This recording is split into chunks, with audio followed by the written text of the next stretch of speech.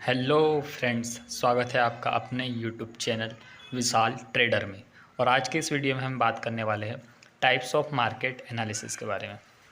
Share market में जब भी हम इन्वेस्टिंग या ट्रेडिंग के पर्पज़ से आते हैं तो कहीं ना कहीं हमारे माइंड में ये सवाल रहता है कि हम मार्केट या फिर स्टॉक, कोई पर्टिकुलर स्टॉक को अगर हमें एनालाइज करना है तो हम उसे कैसे एनालाइज करें। क्या हम अभी उसमें इन्वेस्ट या ट्रेड कर सकते हैं या नहीं कर सकते हैं। इन सभी सवालों का जवाब हमें मिलेगा आज की इस वीडियो में। आइए शुरू करते हैं।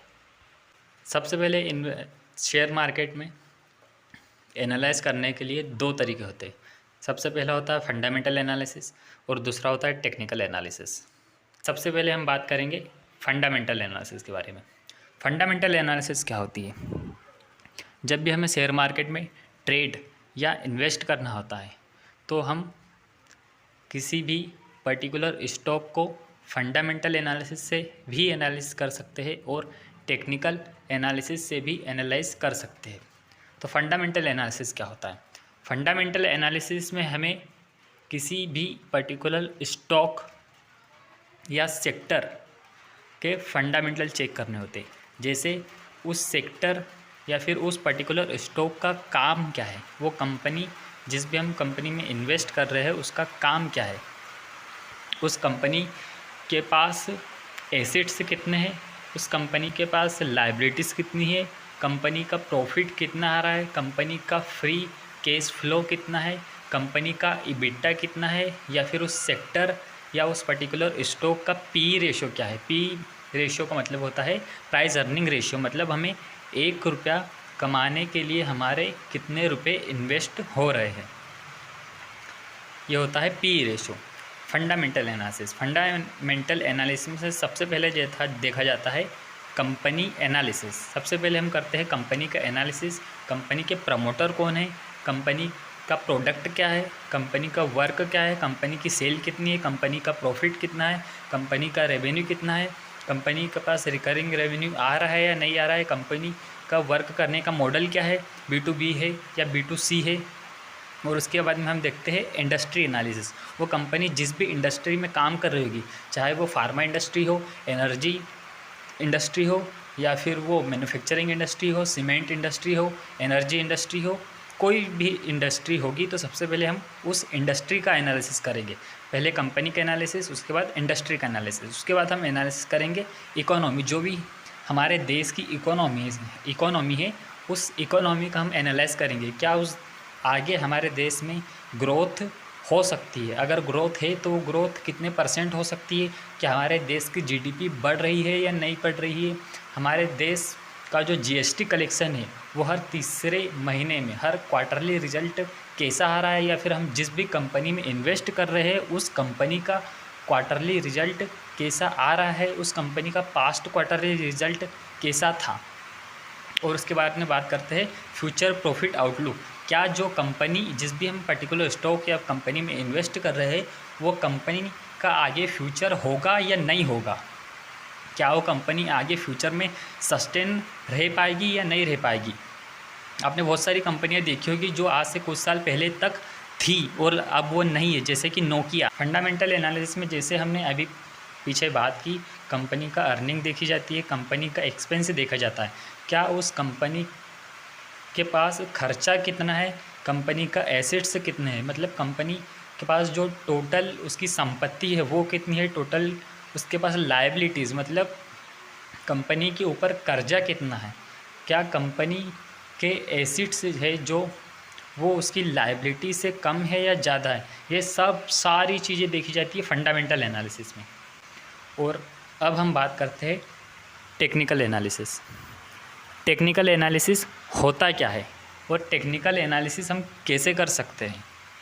टेक्निकल एनालिसिस को अगर हम सिंपल एक लाइन में अगर बताना चाहूँ तो टेक्निकल एनालिसिस होता है सिर्फ़ और सिर्फ उस पर्टिकुलर स्टॉक का प्राइस, उस प्राइस का एनालिसिस, सिर्फ़ और सिर्फ उसके भाव को देखकर ये बताया जाता है कि यहाँ से स्टॉक ऊपर जाएगा या नीचे आएगा या फिर ये कहीं नहीं जाएगा, मतलब साइड वे। क्या इसमें आगे अप ट्रेंड कंटिन्यू रहेगा या इसमें डाउन ट्रेंड आएगा या फिर ये साइड वे खड़ा रहेगा।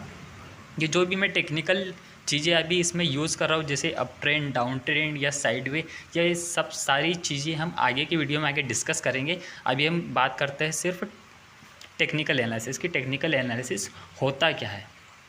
टेक्निकल एनालिसिस में हम एनालाइज करते हैं उस कंपनी या उस पर्टिकुलर स्टॉक या सेक्टर या इंडेक्स, उसका चार्ट एनालिसिस, उस स्टॉक का चार्ट एनालिसिस किया जाता है।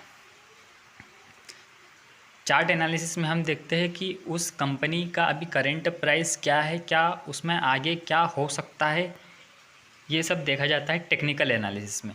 टेक्निकल एनालिसिस में सबसे मेन जो चीज़ होती है, जो बेसिक से शुरू होती है, टेक्निकल एनालिसिस का जो बेसिक पिलर है वो होता है सपोर्ट एंड रजिस्टेंस। सपोर्ट का मतलब एक जोन होता है सपोर्ट, जहाँ पर उस कंपनी या फिर उस स्टॉक का प्राइस आने के बाद वहाँ से सपोर्ट लेकर वो ऊपर की ओर, मतलब उसमें अप ट्रेंड कंटिन्यू हो जाता है, वो होता है सपोर्ट। और एक होता है रजिस्टेंस। रजिस्टेंस का मतलब होता है रुकावट, प्रतिरोध या फिर अवरोध, जहाँ से पर प्राइस जाने पर, उस स्टॉक का प्राइस वहाँ पर जाने पर, रजिस्टेंस के पास जाने पर वहाँ से टकराकर वापस नीचे सपोर्ट की ओर वो आने लगता है। जैसे आपको सामने दिख रहा होगा सपोर्ट, जो ग्रीन लाइन में नीचे आपको दिखाई दे रहा है वो होता है सपोर्ट, और ऊपर आपको जो रेड लाइन दिख रही है वो होता है रजिस्टेंस। यह होता है technical analysis. Technical analysis basically होता है हमें उस चार्ट को, उस पर्टिकुलर स्टॉक के चार्ट को देखकर हमें अपॉर्चुनिटीज़ ढूंढनी होती है, क्या अभी उसमें ट्रेड या फिर इन्वेस्ट किया जा सकता है या नहीं किया जा सकता। उस चार्ट को देखकर ये पता किया जा सकता है कि प्राइस की मूवमेंट आगे क्या होने वाली है, और उस मूवमेंट आने के लिए वॉल्यूम अभी कितना है और इसके पहले वॉल्यूम कितना था। अब हम देखेंगे फंडामेंटल एनालिसिस में जो मेन चीज़ें होती है वो हमें कौन कौन सी देखनी चाहिए, और टेक्निकल एनालिसिस में हम क्या देखते हैं।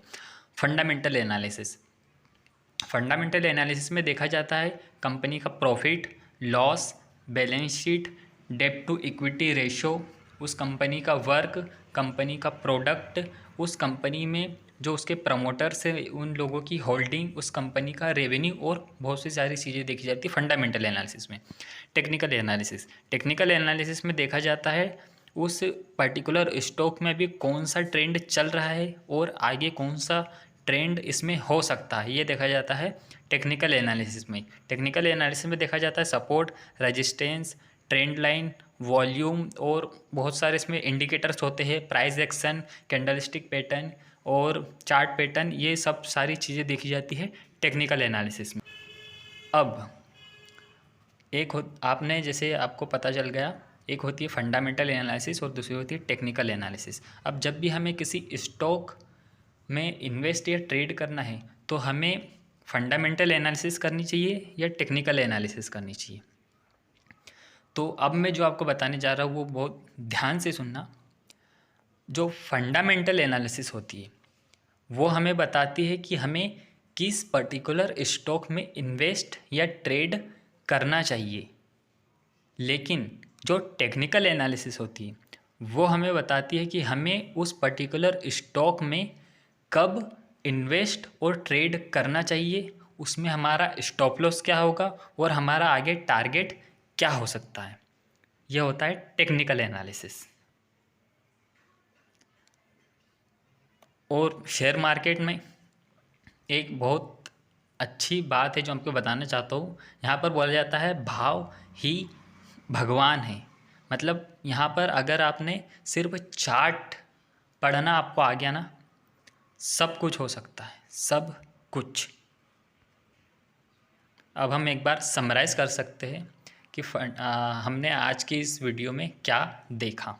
इसमें हमने देखा मार्केट एनालिसिस के बारे में, मार्केट कितने तरह से हम एनालाइज कर सकते हैं। पहला हम लोगों ने देखा फंडामेंटल एनालिसिस, जिसमें कंपनी की बैलेंस शीट देखी जाती है, उसका प्रॉफिट देखा जाता है, लॉस देखा जाता है, रेवेन्यू देखा जाता है और बहुत सारी चीज़ें। और उसके बाद में हमने देखा टेक्निकल एनालिसिस। टेक्निकल एनालिसिस में बेसिकली देखा जाता है price action. Thank you so much, मिलते हैं अगले वीडियो में।